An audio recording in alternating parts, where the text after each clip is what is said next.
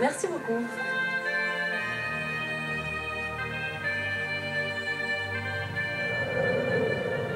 Bonjour à toutes et à tous, bienvenue dans V6. Nous sommes de retour en région parisienne cette semaine pour prendre le volant d'une BMW. Sobre, élégante, mais on a plutôt choisi la super sportive, haute en couleur. Il s'agit de la série 1 coupée dans sa livrée M, une petite bombe de 340 chevaux. Bref, un essai en détail tout au long de l'émission. Mais avant cela, place au sommaire. À peine arrivée sur le marché français, la toute nouvelle BMW série 1, dans sa version M, est déjà dans V6. Avant que Margot vous fasse un essai complet, Quelques petites gouttes de pluie, une propulsion légère et puissante. À mon avis, il y a de quoi s'amuser. Mais avant cela, on va d'abord retrouver Patrick Lucas qui va nous en dire un peu plus sur ce petit bijou de 340 chevaux. Tout ça, c'est juste après l'actu de la semaine. Première partie. Je viens de rejoindre Patrick Lucas, responsable de la préparation produit chez BMW France. Bonjour Patrick. Alors Patrick, c'est avec joie qu'on découvre cette magnifique série 1 coupée version M, dans sa livrée M. Alors M1, c'est un nom évocateur chez BMW. Eh bien oui, on continue. On a une très belle gamme en série M maintenant. On va bientôt avoir la M5. En parallèle, on vient d'avoir notre M3 GTS. Malheureusement, il n'y aura pas beaucoup de clients en France puisqu'on va en recevoir 7. C'est une voiture qui est limitée à 135 exemplaires. Et puis bien arrive cette petite série 1 qui rappelle un peu une M3 de la génération E46 au niveau de la puissance. Et c'est une voiture très attendue par la clientèle. Il y a un rapport poids-puissance excellent pour une voiture de son époque et de sa catégorie. Hein. Il faut le rappeler. Et qu'est-ce qu'on vise comme cible avec cette M1? Une clientèle plutôt jeune, masculine, féminine? Pourquoi pas? C'est une voiture d'ailleurs qui peut être conduite par une femme. 340 chevaux, c'est pas inexploitable. On a bien un Z4 qui fait la même puissance ou d'autres motorisations en série 3 qui sont conduites par des femmes. Bon là, c'est une voiture qui s'adresse à une clientèle peut-être plus jeune, parce que la série 1 s'adresse en général à des gens plus jeunes. C'est une voiture qui est au niveau tarif bien positionnée, puisque le Club Sport est à 53 400. Donc on peut avoir effectivement une clientèle plus jeune avec cette voiture. Et la concurrence, ça va être quoi? Ça va être la RS3 de chez Audi?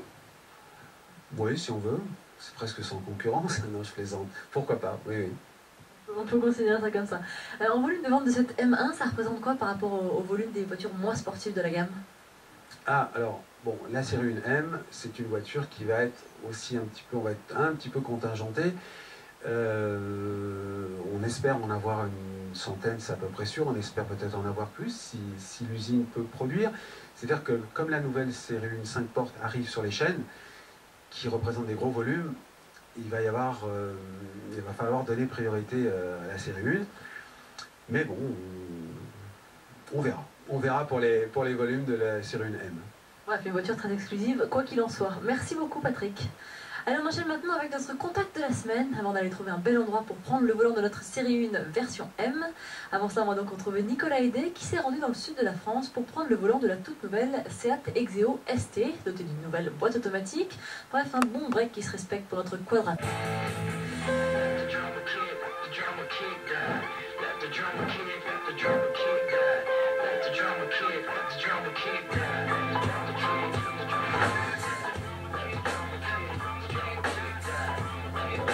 Le calme avant la tempête, on a trouvé un endroit un peu tranquille pour vous présenter cette magnifique BMW série 1 coupée dans sa livrée M.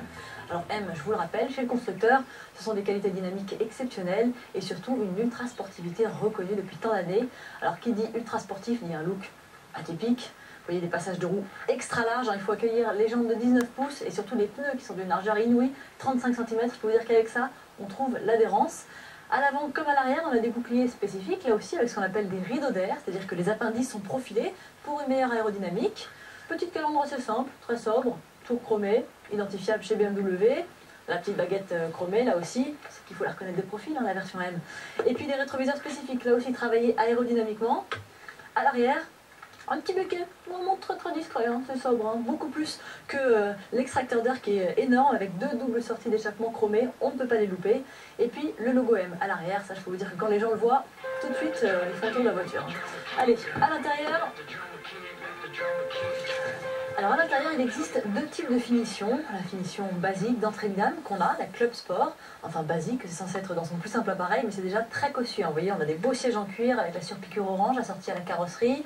On a également pas mal d'éléments en Alcantara, comme un petit élément de tableau de bord, la casquette ici au-dessus des compteurs ou encore les contreportes. Un volant 3 branches avec les commandes au volant. Un volant qui est d'ailleurs très agréable à prendre en main, il est bien épais, moi j'aime bien, je trouve que c'est plus facile et plus sympa pour une conduite sportive avec les petites surpiqûres à l'intérieur aux couleurs du logo M. Alors évidemment, on n'a pas d'écran tactile, de GPS, de Bluetooth pour le téléphone, de radar de recul ou encore de rétro-rabattable. Mais cela dit, on n'en a pas vraiment besoin pour les petits tours de circuit qu'on va aller faire tout de suite au circuit de l'Ouest parisien. Avant cela, je vous laisse regarder l'actu de la semaine, deuxième partie, juste avant de faire vrombir les 340 chevaux qui se cachent sous son capot.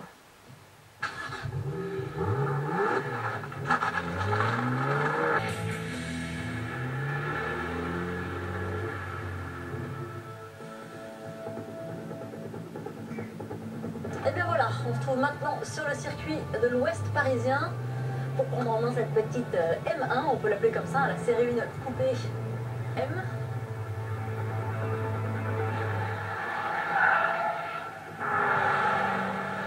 Alors on commence par les caractéristiques, c'est un moteur 3 litres 6 cylindres en ligne qui développe 340 chevaux. Et au niveau du couple, on a 450 Nm sur une période de 1500 à 4500 tours. Et si on met l'overboost avec le petit bouton M qui se trouve juste ici, eh bien on passe à 500 Nm. Autant dire que ça envoie un peu, 0 à 100, 4 secondes 9.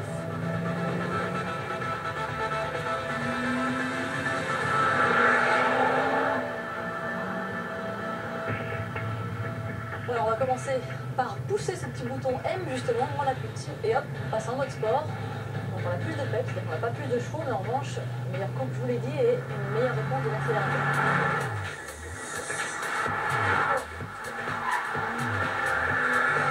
On va évidemment déconnecter l'ESP complètement, on peut le faire, et ça c'est juste un grand bonheur. On ne peut plus, mais on va quand même le déconnecter. C'est parti, hop, et voilà. Les sièges baquets sont pas hyper enveloppants, c'est vrai que le maintien n'est pas phénoménal. Pour être revu, ceci étant dit qu'il faut pouvoir rentrer tous les gabarits dans les sièges.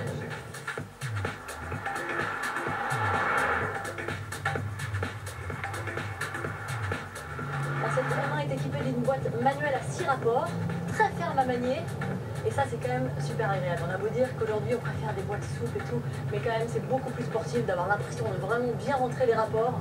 On a l'impression de maîtriser des véhicules, ça fait du bien.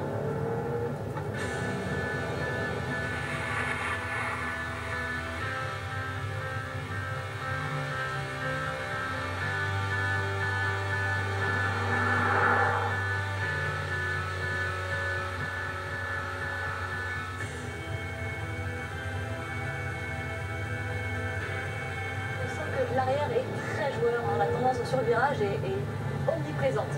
C'est-à-dire que si on accélère un poil fort en sortie de courbe, ça vient tout de suite, ça part pas trop vite, c'est ça qui est bien, c'est pas non plus hyper piégeux et trop délicat à conduire, mais il y a un petit côté très agréable et c'est ce qu'on cherche clairement dans une version M de chez BM.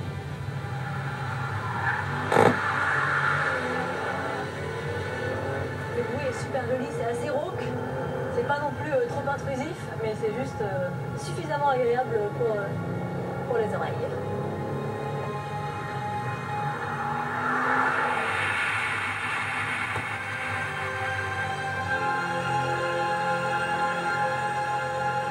Pas un poids plume non plus, hein, on est environ à 1,4 tonne. C'est pas non plus super léger, mais par contre qu'est-ce que c'est dynamique. Wow, le châssis est vraiment fou et joueur, quoi. C'est vraiment au diable les 4 roues, quoi. Vraiment dans des véhicules comme ça, quel plaisir. Quel plaisir d'avoir un petit survirage comme ça, on peut jouer avec l'axel dessus, c'est quand même super agréable.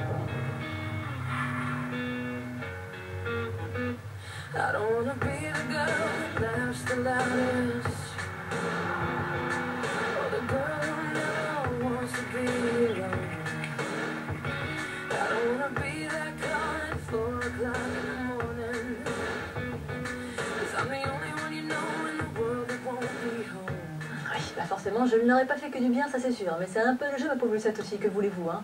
En tout cas, je me suis régalée à bord de cette M1 sur le circuit. Une voiture qui a un châssis ultra dynamique, un empattement court, un petit gabarit très agréable à conduire, un véritable régal. En revanche, j'ai un tout petit peu du mal à cibler la clientèle, sachant que l'entrée de gamme qu'on a essayé aujourd'hui débute à 53 400 €. Pas toujours évident d'aimer une belle voiture, que voulez-vous. Bon, allez, on termine cette émission par notre rubrique 2 roues. On va retrouver Laurent Cochet, notre confrère de Motojournal. Il s'est rendu dans le sud de l'Europe pour réaliser un périple au guidon de la Suzuki GSR 750. Une aventure à rebondissement comme à son habitude. Regardez. Et bien voilà, les petits tours sur le circuit de l'Ouest parisien à bord de la BMW M1 sont malheureusement déjà terminés, tout comme cette émission. Je vous donne rendez-vous la semaine prochaine, même jour, même heure. Nous serons à Barcelone, en Espagne, pour prendre le volant d'une berline compacte très importante en France. Il s'agit de la Citroën DS4. Je me fais une joie de prendre son volant. Rendez-vous la semaine prochaine. Merci de nous avoir suivis. Salut à tous.